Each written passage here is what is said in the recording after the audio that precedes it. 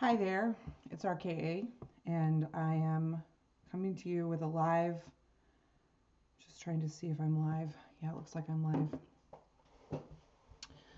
I'm coming to you live today for um, an edition of Marketing Muckraking, which is a podcast where I discuss what is brand culture doing to us, to our social fabric. What is marketing doing to us? There's a lot of podcasts out there that talk about what marketing can do for us as business owners and as individuals and people in the creator economy, but I'm mostly interested with what it's doing to us and what it's doing to our culture. So today's topic is marketing masculinity, how guns are glamorized and normalized in America, and why my research has led me to see that women are next in terms of marketing campaign to glamorize and normalize gun ownership. You know, like a lot of you, I think last night I had a really hard time sleeping. I held my little girl tighter, and I, like many people, am asking myself, what do we do? What do we do? And I was on websites and I donated to the Sandy Hook Promise organization, and I wrote to my senators, and I emailed my local school board, and then I just still felt incredibly impotent, incredibly distraught and concerned, which is putting it lightly. And so I started doing research on marketing guns. How are guns marketed? Because that really is the fuel of this industry in so many ways.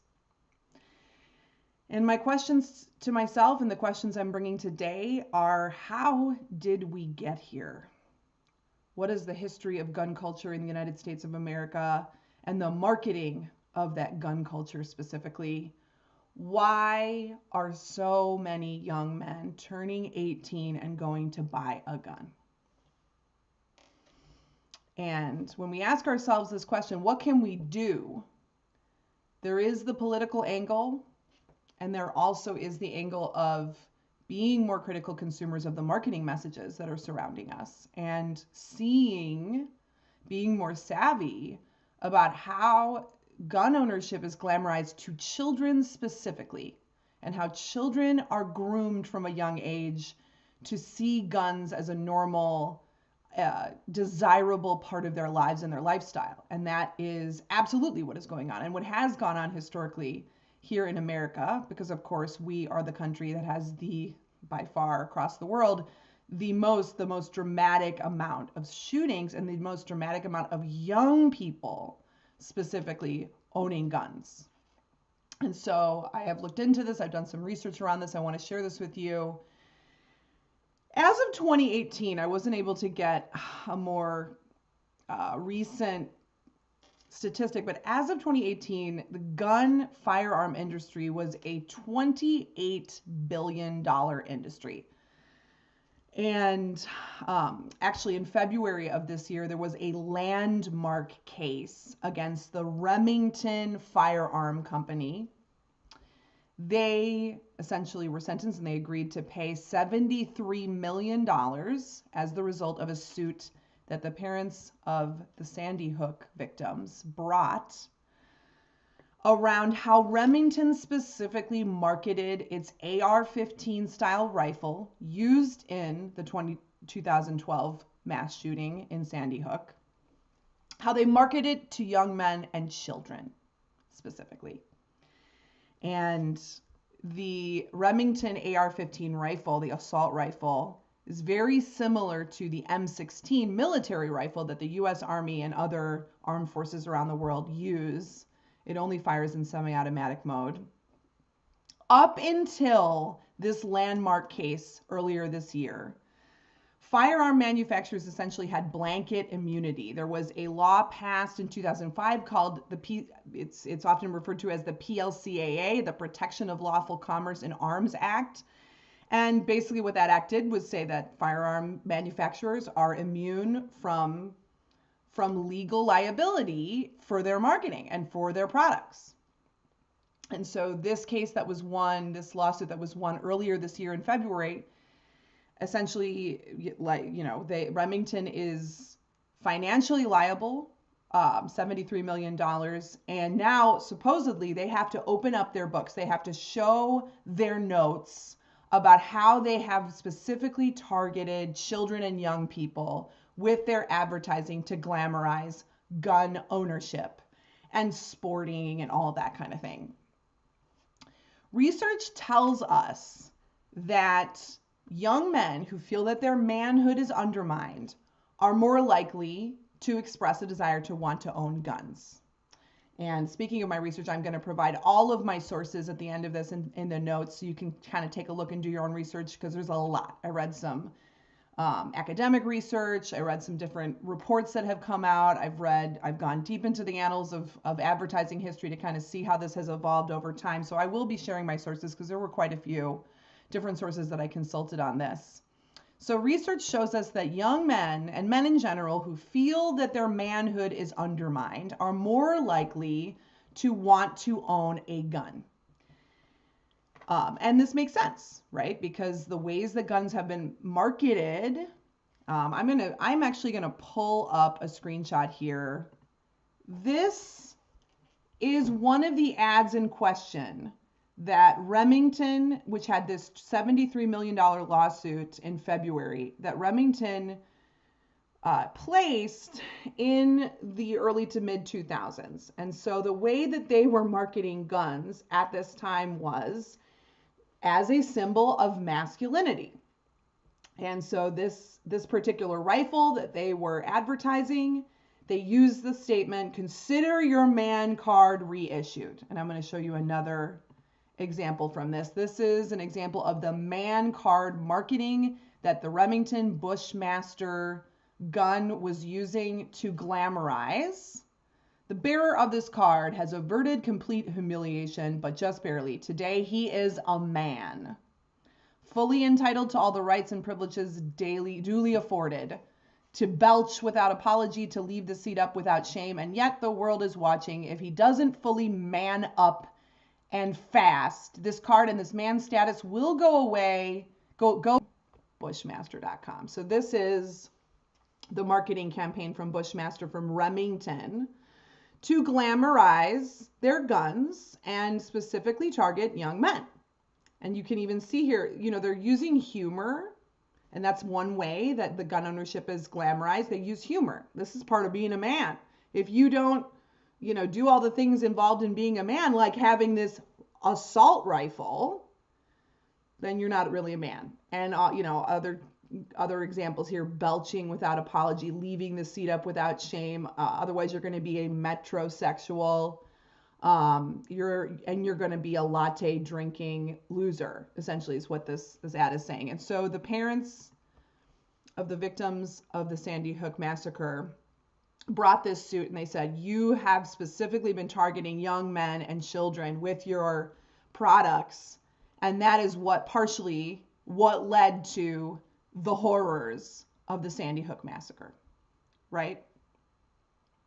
And so, and actually what I found in my research was men start producing more testosterone when they own a gun. I will provide my resources for this, my sources for this, so that you can do your own digging here. But there is a history of marketing guns to kids. I mean, if you, like me, ever watched that classic movie, A Christmas Story, Ralphie in the film is focused the entire film. The entire plot of this film is on him getting his, a red rifle, getting his BB gun. And when you think about how guns were advertised to children, he was hearing about this on popular radio shows that were targeting children, right? Like, that's what this character in the movie was getting this from, is that he saw it in the store windows and he heard about it on the radio, and they were, they even had, lead magnets, like drink your Ovaltine, and it was connected to this rifle that he wanted. And in recent years, in like the early 2000s, they started producing guns in plastic and a rainbow of colors to appeal to children. I'm going to show you a few examples here. This is an ad from this year on Easter, from the Athlon Optics firearm manufacturing company putting guns in an Easter basket. Happy Easter. Get yourself some firearm equipment. Okay. Here's an example of the Keystone. Now, you can't find this anymore because they're getting wise, and we're going to talk about this. But the Keystone Sporting Arms Company look at that. They've got this little Davy Cricket little mascot. And I mean, if you look here at it says the Davy Cricket Beanie Baby, not for children under 3 years of age. Okay, so you can't have any gun paraphernalia or fun gun merch until you're at least 3. And you've got the hat that says "My First Rifle" and a little dog tag, which we'll talk about the connections to the military and armed forces and how that's part of glamorizing guns for children in a little bit. This particular gun, the JR-15, actually came out in Illinois at the beginning of the year. You can no longer find this advertising material online because they came under extreme heat after advertising this. But what I want you to really look at here, this is the JR-15 Long Rider, smaller, safer, lighter. Okay? And they call it the wee one. And look at those here's what I want you to take a peek at. Look at these little skull and crossbones with pacifiers. I wish this was a joke, but it's not. It's the wee one tactical rifle marketed to children. Okay? And if you look at this picture of the gun itself, you can actually see there you have that little skull and crossbones with the pacifier. So it's like a fun little cute little fun gun for kids. And, part of their marketing here was, and this is where they really have focused. Gun manufacturers, firearm marketing companies really focus on these guns are small and they're safe and they're light. Looks, feels, and operates just like mom and dad's gun. That's the marketing copy on that. Here is a toy gun, a toy rifle from Mattel from I believe this was the 70s. Again, we're just looking up examples of how gun manufacturers are glamorizing guns to children. This is an example of like Junior Shooters magazine. And so a lot of these gun companies in the NRA will sponsor these young junior sporting events for kids. Okay. Couple more examples. This is a popular character from the NRA. They've got a series of children's books for little Jake. And they focus the children's books around things like shooting, sport, going off into the wild and killing bears, or like going on a safari. But again, we're seeing a young child depicted holding a gun with a family of bears around him. And then you can kind of see how this connects over into our popular culture, where parents will often post photos on social media of their children holding guns with handmade signs about what this represents to them. Because guns have historically been used in marketing. I'm going to talk about the history of the marketing of this in a sec, to connect gun ownership with patriotism, to connect gun ownership with masculinity, to connect gun ownership with protecting your family. And so they got to start young, because I'll tell you what, gun ownership numbers have gone down in recent years. And the population of people who own guns they're aging. So there is a very concerted effort on the part of firearm manufacturers, the NRA, the different industry associations, to glamorize this for youth, because if they don't, there's not going to be a big enough market for them to continue selling guns. All right. Glocks for Girls, says this Junior Shooters essay from 2009. So this is a kids magazine dedicated to grooming the next generation of gun owners, and they're bringing it to women now, bringing it to girls. This is interesting, because you look at the naming on this gun. What a lot of guns that are marketed to kids, they'll give them kind of fun, playful names. The Savage Rascal. And again, if you remember the man card kind of humor that was used to downplay the seriousness of gun ownership, to distract from that this being a weapon of murder, it's just a rascal. And this is actually from an article that I found on like the 5 best guns to get your kid their first rifle. Here's your first rifle. Here's our 5 recommendations from a gun trade magazine. The copy on this reads, "This little rifle is great for kids and one of my favorites. The Savage Rascal is lightweight and the AccuTrigger helps kids with flinching. Also, since it is a bolt action, it adds a level of safety." I don't know how much safety you can add to a rifle for kids, but they're making the case for it. Okay. So, as I've said, the history of gun marketing, specifically in the last few decades, has been focusing more and more on children. And the kids coming of age today, and you think about the kids who came, the young man, Adam Lanza, who perpetrated the Newtown Sandy Hook massacre, he had come of age at a time when these ads were pretty much unregulated. Like, as I said, there was that law passed in 2005 that gun manufacturers were not held liable for what people did with guns, including, coming out of their marketing campaigns. So as household gun ownership has declined and the primary market of white men is aging up, the industry is looking to create replacement shooters, right? With the tobacco industry, they started targeting replacement smokers. How can we make smoking look cool for kids? Because soon the people who smoke the Marlboro Reds, they're going to die. And so how do we get, a new market and growing up? They might not be able to buy cigarettes yet, but they will one day. And so we're going to, create all these campaigns to breed a new generation of replacement smokers. And now the firearm industry has been doing the same thing for replacement shooters. Okay, and so, they're integrating plastic into the design to make guns seem less scary. In an article on the NRA family website from, I think it was like 2005-ish,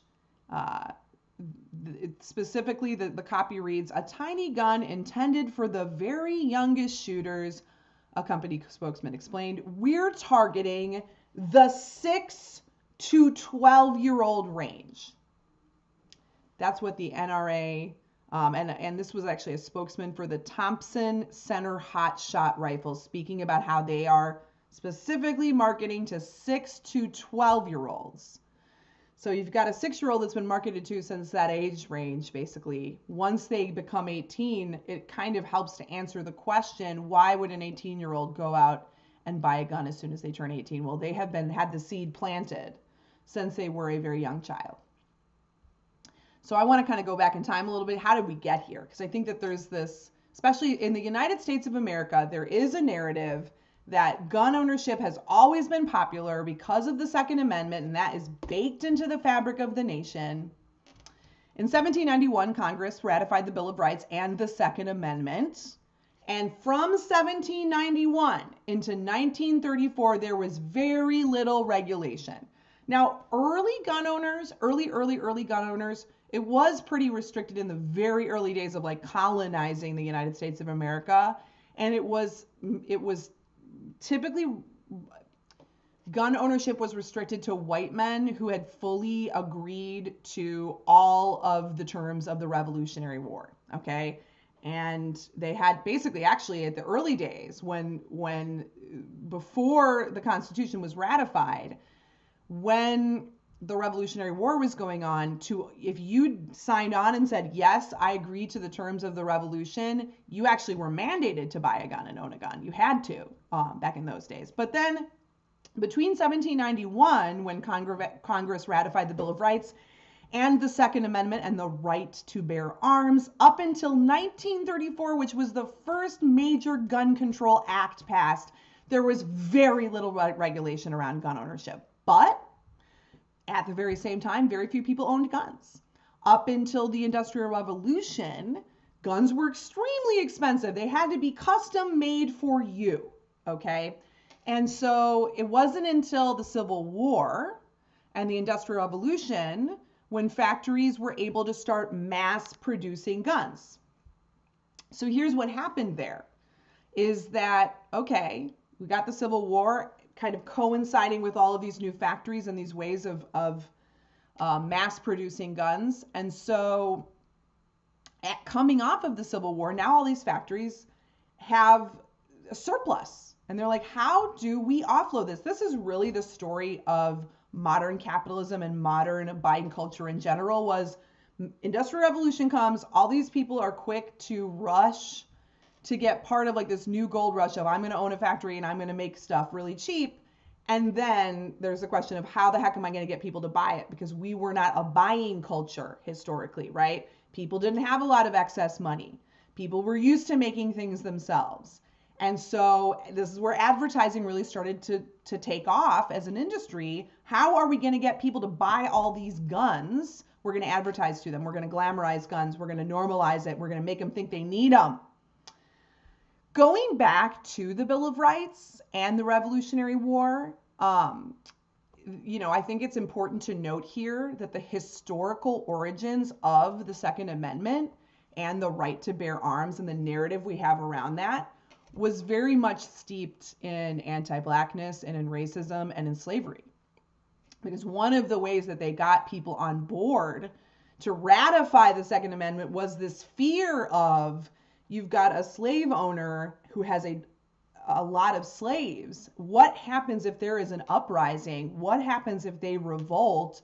What happens if they come for me? You need a gun, right? And so there's this big narrative around, the right to bear arms is about us protecting ourselves as individuals from the government, right? Like, we need to have the right to have a gun in case there is the government comes and tries to hurt us. But actually, a lot of the historical origins of getting that amendment passed was about appealing to white male fear, appealing to the fear that your power and your money is in jeopardy. And so you need a gun to secure your privilege, your power, your wealth, your position, right? Specifically against slaves. So in the late 1700s, the early 1800s, Eli Whitney, who's very famous for the cotton gin, Eli Whitney also created a system to produce interchangeable rifle parts. So Eli Whitney, who was such a big part of the Industrial Revolution, also was a big part of the mass production of guns. Colt, if you know the Colt gun manufacturing company, one of its most famous advertising slogans was, God created man, Sam Colt made them equal, which became like a really legendary term to gun lovers. But the truth is, ordinary Americans, like the civilian market, most people didn't have guns. Not until around like the 1840s. This is when guns start becoming highly advertised. And then you've got the Civil War, and after the Civil War, we've got this big surplus of guns. So what did manufacturers do? They created advertising campaigns, and they tied gun ownership with masculinity. And from the early origins of gun marketing, guns were marketed to men who were afraid that their masculinity was being threatened, that their power was being threatened, that their money was being threatened. So the connection between gun ownership and white supremacy goes all the way back in the United States of America, okay?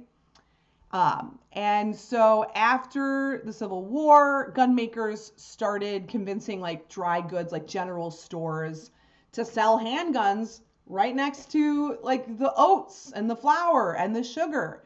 And they ran ads in newspapers telling that parents that owning a rifle would help real boys to develop sturdy manliness. So the parallels between gun marketing to young men in the 1800s and gun marketing to young men and their parents today, it goes way back in history as gun ownership as being a talisman, as being a symbol of a real man, the symbol. And so if you want a position, you want to raise up your son to be a real man, you're going to get him a gun as early as you can, right?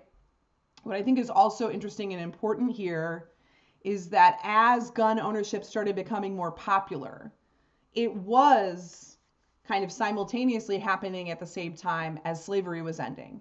And so guns were marketed to Southerners specifically that were concerned that with slavery ending, they were going to be the targets of violence. So this is what I'm talking about with the history of gun marketing coinciding with white supremacy and specifically appealing to white men's fears that their power and privilege, position, and wealth was going to be usurped.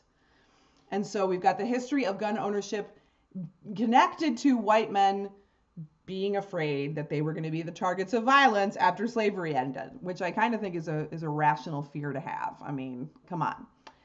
So what's interesting as well is that there's this kind of narrative, there's this kind of mythology that's created around the wild, wild west and the frontier and the guns being associated with like Annie Oakley and Buffalo Bill of the Wild West and cowboys and Indians and that kind of mythology.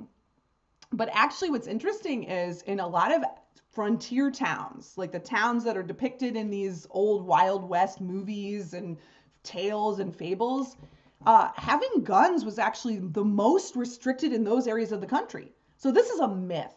The concept of the Wild Wild West, the concept of cowboys, out shooting enemies on the range was mostly a marketing myth. It was a narrative. It was really heavily tied to the whole narrative of America being a place of manifest destiny, where you as an individual can go out and stake your claim and make your fortune and create your own destiny, right? Coming into the early 1900s, where advertising is now expanding, the Winchester Repeating Arms Company launched what they called the Boy Plan, aimed at American youths and their parents. And so they developed a marketing strategy where they were targeting over 1 million young boys, ages between 10 and 16. And one of their marketing slogans was, every real boy wants a Winchester rifle. Every real boy wants a Winchester rifle. Okay, so this is part of how gun ownership for young men and girls, but really, that really didn't happen until kind of later 70s, 80s, and 90s area. Winchester, the company, in an internal sales letter from the early 1900s, wrote to its marketing staff and team, when the boys and girls of your town arrive at the age of 12 years old, they become your prospects. So kind of fast forwarding to today, we know that, as I said before, gun manufacturers are rarely held accountable for these marketing tactics. These tactics continued on all throughout the 19th century, the 19th and 20th century. And I showed you that advertisement from Mattel. Here, this is Mattel, a 70s, 80s ad, glamorizing, owning your own little toy gun. Wait till you hear it. If this gun looks great, wait till you hear it, is what the advertising copy says. And this industry was completely unregulated. There was nobody was taken to task for what glamorizing gun ownership for children was going to do. And here we are living in the fruits of this. Because if this has continued throughout the entire 20th century, ramping up speed in the 70s, ramping up speed in the late 70s. And what's interesting about the late 70s and how marketing, guns to youth and guns to young people in general, and the conservative movement and how that got connected to this topic of gun ownership, is it does actually also historically align with abortion. Because if you know the history of the conservative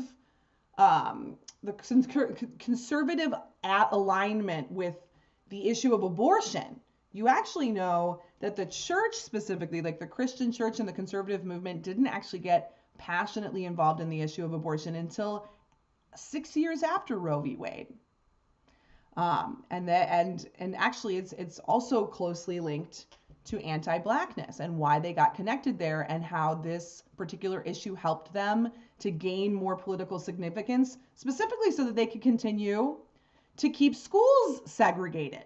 So the connection actually to the conservative movement and their passion over abortion connects more to racism than it does to a true concern for human life, as they would like to have you believe. And they would like us to have us believe that the conservative movement has always been involved in these causes. This has been their cause since the early time. But actually, in terms of both abortion and gun ownership, the conservative movement didn't really hang their hats on these topics until the late 70s, okay? And it was so that they could continue to have their power and privilege and secure their wealth, not as they would have us believe that because they care about guns and their connection to freedom and the right to bear arms in case the government comes after you, or because they care about human life, as we can obviously see with what is happening today. And so gun owners and gun manufacturers weren't held responsible this entire time. And like I told you before, the Protection of Lawful Commerce in Arms Act, the PLCAA, was passed in 2005. And here's what that act says. It protects firearm manufacturers and dealers from being held liable when crimes have been committed with their products. They can still be held liable for damages resulting from defective products. Isn't that interesting? So we're going to protect the consumers from their purchases being like, oh, you gave me a dud, so now I can be held liable. But they can't be held liable when crimes have been committed with their products. And the biggest landmark case that shifted this didn't happen until this year, February 2022, when Remington was put on the hook for $73 million in a settlement against the settlement that they had with the parents of the victims of the Sandy Hook massacre, who specifically went after them for their grooming of young men with their ads, these man card ads, and their ads for their AR-15 rifle, which was the rifle that was used in the Sandy Hook massacre, and how Remington specifically went after young men, grooming them from the age as young as 6 years old, trying to glamorize and normalize gun ownership to them. Up until this year, February 2022, gun manufacturers have not been held liable in any way legally for selling guns to children and glamorizing gun use and gun ownership. So how do they do this? Because now I'll tell you what, if you go to any of these websites, any of these big manufacturers, they've been very careful now. Like in the early 2000s and the 90s even, you can see examples of all these shooting magazines. And like if you had gone to Google 20 years ago and Googled guns for kids, you would have found web pages with shops with guns for kids. The NRA even had like a little like kids club section of their website. You would have found marketing materials very specifically and explicitly to parents and children. Here's the gun you need to own when you turn 6 or 10 or 12 years old. But you can't easily find those things anymore, right? All of these lawsuits and all of this slaughter in our country has caused these gun manufacturers to become a little bit more wise in how they market guns to kids. So you can't go, I went to all the major websites today and I was Googling kids, youth, boys, young, any iteration of that, you can't find anything. If anything, they have, the NRA, I believe, has like a page dedicated to safety and things like that. So then what I did was I started looking for content targeted specifically to firearms manufacturers on marketing, because there are websites dedicated to how to market your firearms, how to increase your sales for your firearm manufacturer, for your gun shop, whatever it might be. And so I found some information there.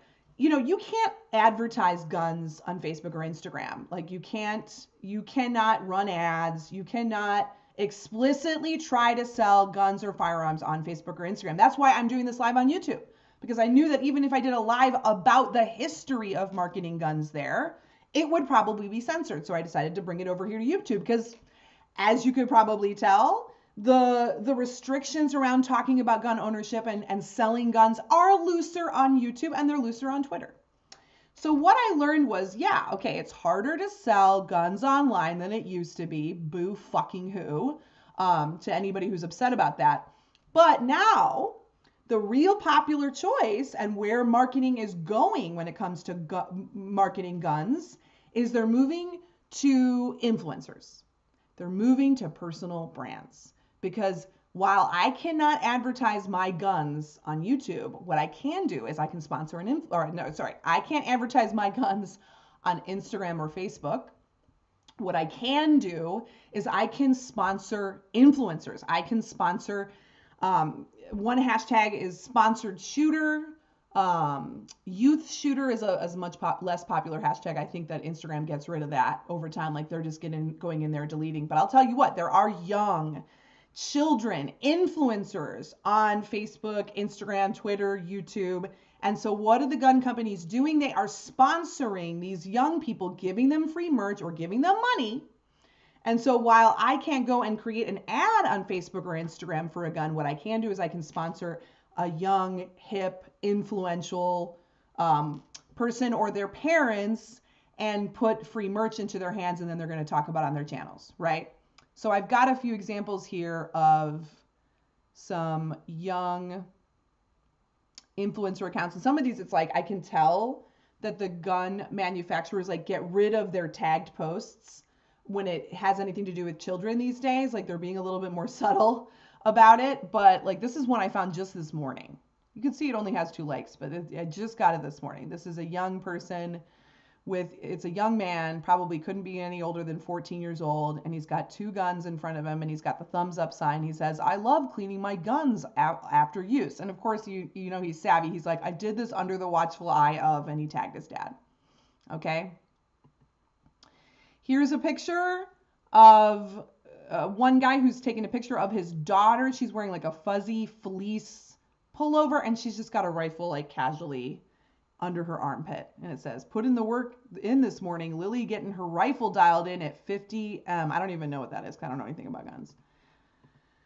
Here we have, this is actually, this is a kid who does have sponsorships. So he's in the shooting sport because that's one of the ways that gun manufacturers, the NRA, and all of these different industry associations are targeting youth, is they're specifically targeting sport shooters. So how is gun ownership and how is our guns being glamorized and normalized in America right now? Well, they're being depicted, it's being depicted as a sport.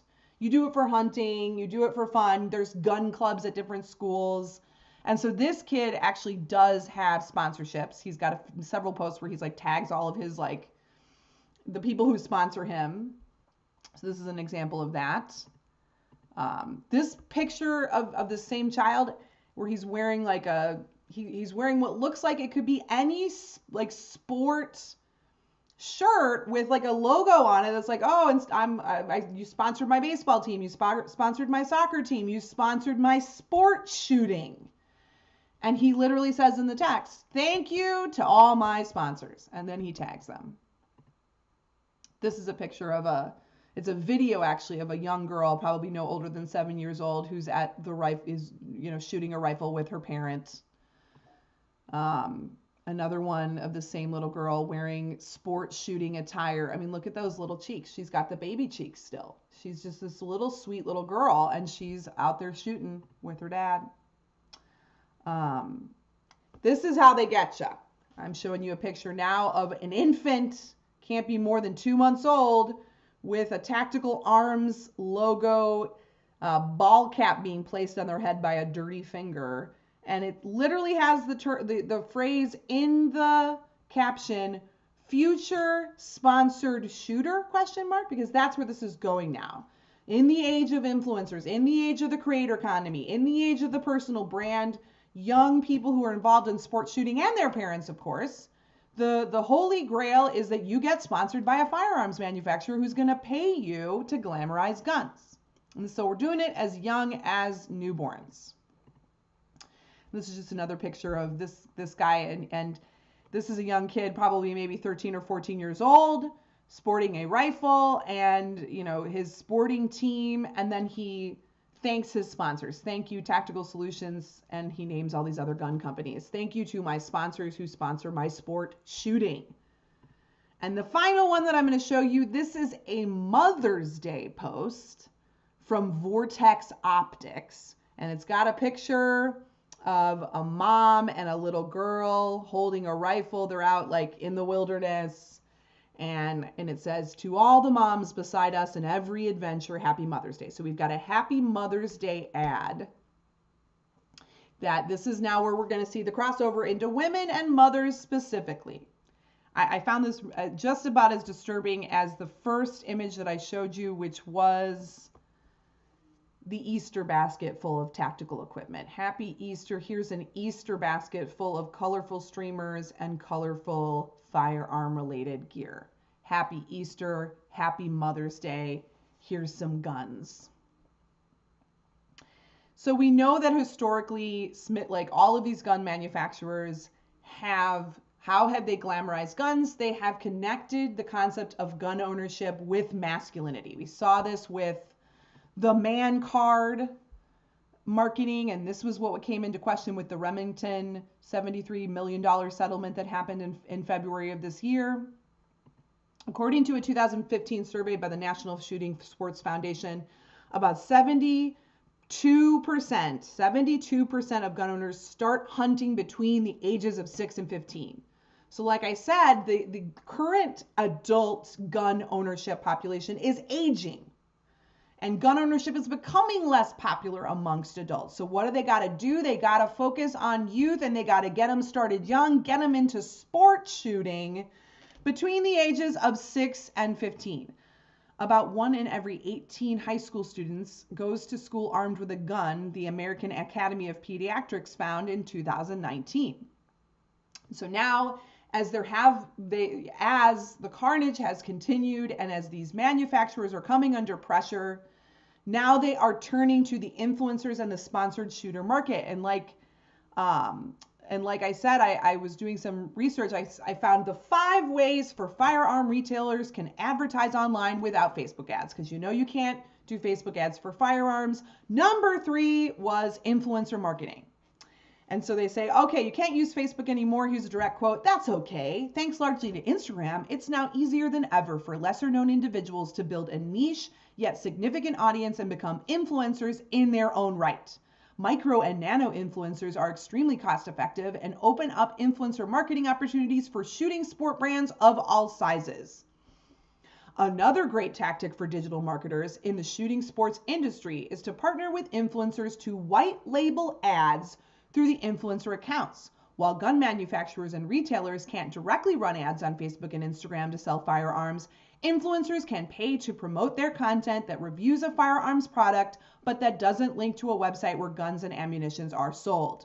This strategy is incredibly effective, and every marketing leader in the shooting sports industry should consider it.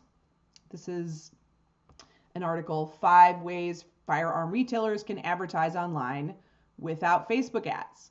A lot of people talk about the NRA, but fewer people are talking about the NSSF, which actually, the NSSF is the National Shooting Sports Foundation, and they invest more in lobbying around guns than the NRA does. So a lot of people want to focus on the NRA, but it's the NSSF that's really spending the big bucks, and they are the National Shooting Sports Foundation. And this is a trade association for all of the different gun manufacturers who are involved in shooting sports. And shooting sports are either target practice and things like that, or hunting, right? And as we know, most gun owners start by hunting from the age of 6 years old, okay? And so these organizations, they sponsor gun clubs in schools. They even sponsor things like the ROTC, because, the ROTC, which is essentially grooming young people in high school and college to join the armed forces. They've got gun clubs and they've got their youth programs in high schools. And yes, you do get issued a weapon when you're doing this. When you're in high school, you get issued what is called a rubber rifle. It's a replica rifle. But then when you get older and you're in college or you're actually joining the Army, then you get your real weapon.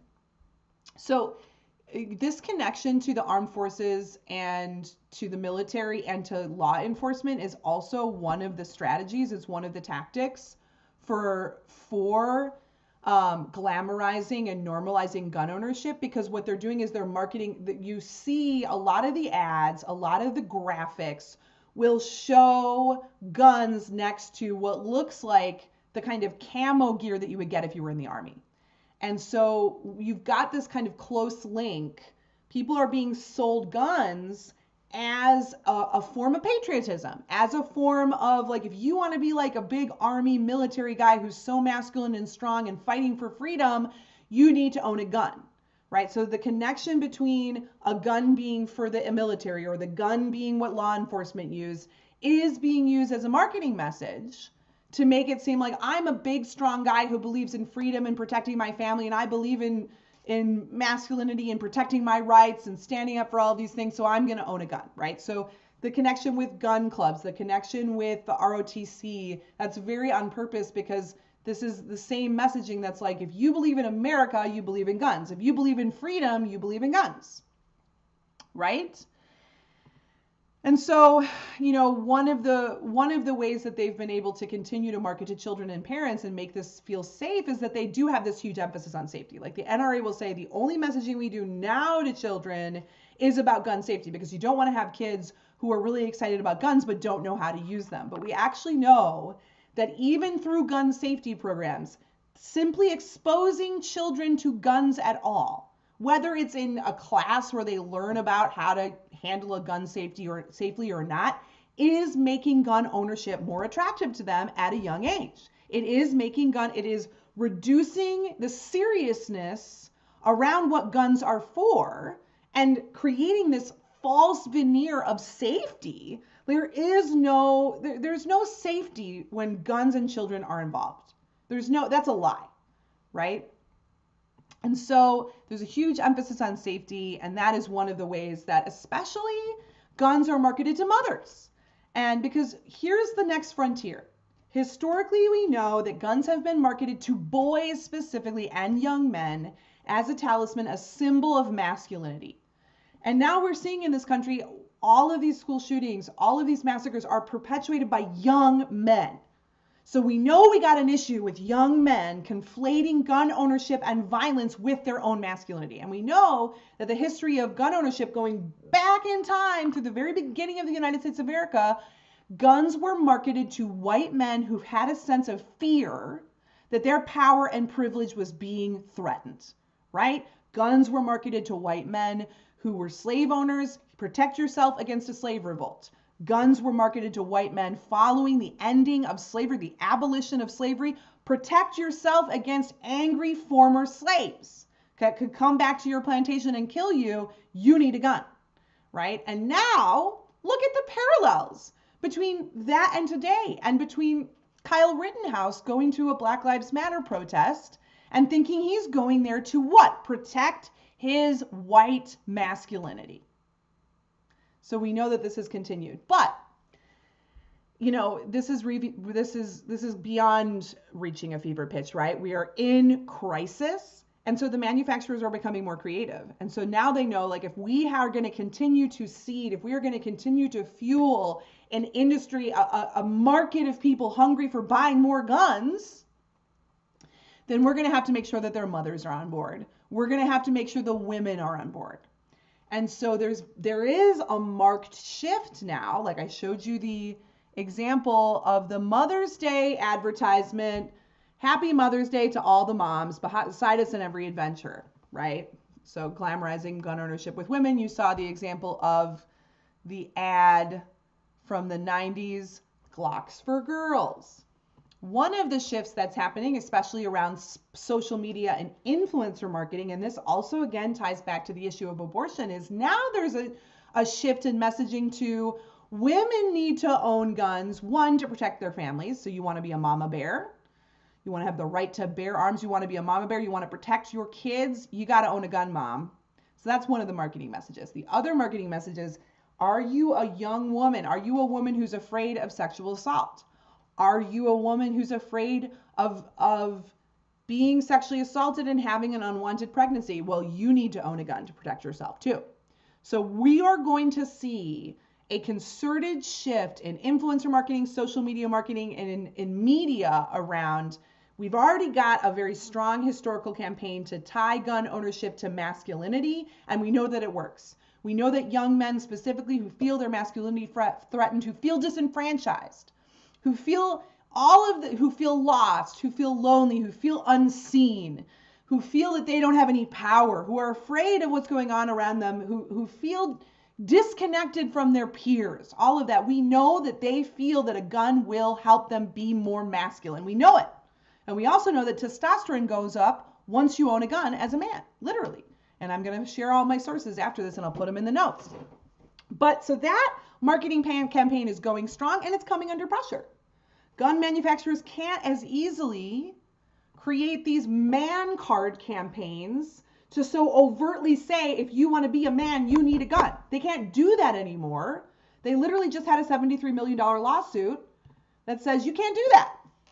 So now we're going to see a marked shift towards aligning the concept of gun ownership with femininity. We already know that people associate gun ownership with masculinity. Now there's a shift towards gun ownership as representing femininity. Femininity in terms of if you're a mama bear and you want to protect your kids and you want to be a good mother, then you're going to support guns, right? We got to protect our kids. We got to protect this country. That's the narrative. Because we got all these moms today who are saying, what the hell am I going to do with my kids in school? I am terrified. So now we're going to see a shift in the marketing campaigns to saying, moms, if you really care about the safety of your children, you'll advocate gun ownership. You want more guns out there, right? Because all of these moms, every single mother that I know that I've spoken to today is terrified. My child didn't go to childcare today. My sister didn't want to bring her son to preschool. I got moms saying, well, I'm seriously considering homeschooling now. What are we going to do? And that's a privilege to be able to make those types of decisions, right? So you got all these moms who are terrified, and it's not just moms, it's parents in general, it's everybody's in general, looking at these babies and their final moments of terror and fear and horror and slaughter, and you can't even fathom it. And so what are we going to do to push against that very natural empathy and outrage? Now we're going to start marketing guns as connected to being a mama bear. Guns as connected to you want to protect your family, you want to protect your kids, you're going to advocate for guns. And connected to now the issue of reproductive rights. Now we're going to see guns being marketed towards you want to prevent unwanted pregnancy. Well, it's not condoms, it's guns. Okay, so if you don't want sexual assault to happen to you ladies, then now you're going to want to arm yourself with a Glock. That's also the shift that we're seeing in marketing messaging, specifically happening through influencers, specifically happening through YouTube accounts. So I'll just kind of end here. I read the Journal of Medical Internet Research, and they had a study called Characteristics of Gun Advertisements on Social Media, Systematic Search and Content Analysis of Twitter and YouTube posts. And I think this is important as we kind of say, how did we get here? How is it that a young man would turn 18 and go and buy a gun? That's his first order of business. And so what's interesting is that manufacturers themselves, the gun manufacturers themselves, typically are actually advertising handguns. But when it comes to YouTube and when it comes to influencers and when it comes to their sponsored shooters and the folks that they sponsor, those folks are typically advertising rifles. And so when we want to talk about how are assault rifles being normalized, what is happening here? It's also because on YouTube, these big YouTube accounts are often advertising rifles, right? So these are the videos that young people are watching as they're getting radicalized and they're getting normalized, and gun ownership is being glamorized, and it's being shown as the answer. If you don't feel masculine, if you don't feel strong, you need to own a gun, right? And so, also we're seeing a huge increase. There was I don't even know how to do statistics, but a massive increase in the appearance of women in firearm advertising, specifically targeting women to protect from sexual violence. Okay, so that's why I say we're going to see a really big increase, and we're going to see a shift in the marketing messaging away from gun ownership like being a representation of hypermasculinity. We're going to start seeing a massive shift towards gun ownership being a representation of femininity. One YouTube influencer stated the following about guns: we have got to stay on YouTube because this is where the masses are coming. I'm telling you guys all over the place. People tell me all the time, I got on YouTube, I saw a gun video, I was like, oh, I hadn't even thought about guns in a long time. Before long, they were watching different gun videos. They went out and bought a gun. They got to concealed carry. They joined the NRA or GOA or whatever. They became Second Amendment activists. If I go to full 30, I'm just preaching to the choir. So this is a YouTube influencer who's saying, we have got to stay on YouTube. This is where the masses are coming. People are telling me, I got on YouTube, I saw a gun video, and wasn't even thinking about them, and I started watching them on YouTube, and now I'm a huge advocate. Now I'm into the NRA. Now I'm into the Second Amendment. So a lot of us are focused on the political side of this, and that is so hugely important. But we know that influencer marketing and social media marketing and YouTube marketing is so unregulated. We've got to be looking here too. And I'm saying this to all the parents who are wondering, how do I keep my kids, from this type of propaganda? You got to monitor what they're watching on YouTube. This is where young people are getting radicalized, right? The types of posts, so this journal article that I found, the Journal of Medical Internet Research, they created this table of what are the types of content that are being used to appeal to people into glamorized gun ownership.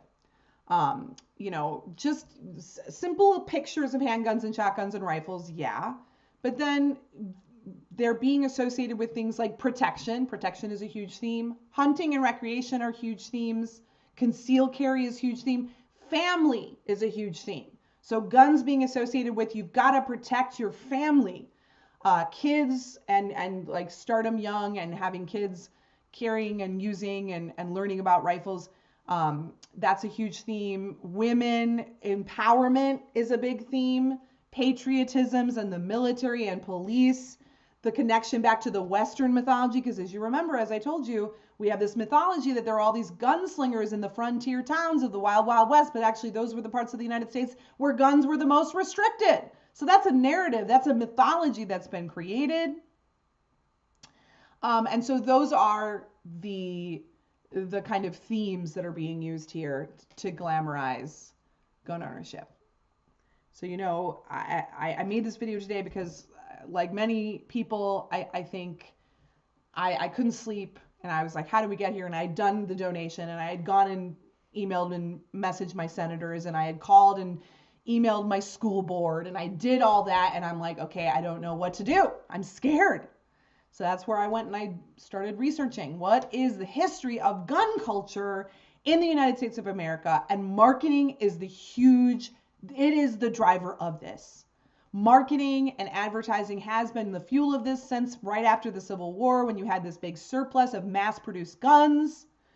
Marketing guns as a symbol of masculinity. Marketing guns specifically to the fears and the fragility and the sense of impotency that men have had historically. Whether we're talking about slave-owning Southerner men who are afraid of a slave mutiny, or we're talking about the people after the Civil War and after slavery was abolished, being afraid of recompense, being afraid of retaliation from their former slaves. Guns were marketed to those white men, saying, if you're afraid that your masculinity, your power, your privilege, your wealth are in jeopardy, you need a gun. And then all throughout the 20th century, we saw how guns started making their way into the mainstream. Smith & Wesson, all of these different gun manufacturers were targeting children from the age of 6, saying as soon as a child becomes 12 years old, they are your prospect. And we know, going back all the way back up into the early 2000s and the late 90s, it was this ad campaign grooming young men to see rifles, to see owning an assault rifle as a way to get your man card.